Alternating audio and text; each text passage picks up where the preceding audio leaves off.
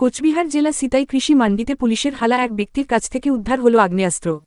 সূত্রে খবর অনুযায়ী গতকাল রাত সকাল 11:30 নাগাদ সিতাই কৃষি মান্ডিতে অভিযান চালায় সেটাই থানার পুলিশ।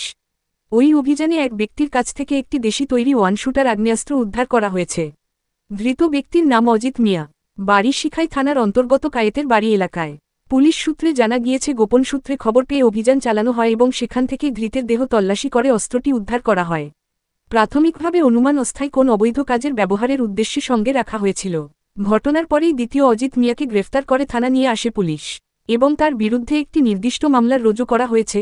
এই ঘটনার পিছনে আরও কেউ জড়িত আছে কিনা পুলিশ খতিয়ে দেখছে। স্থানীয়দের মধ্যে কিছুটা এরকম ঘটনা দেখতে পেয়ে চাঞ্চল্য ছড়িয়েছে সংশ্লিষ্ট এলাকায়।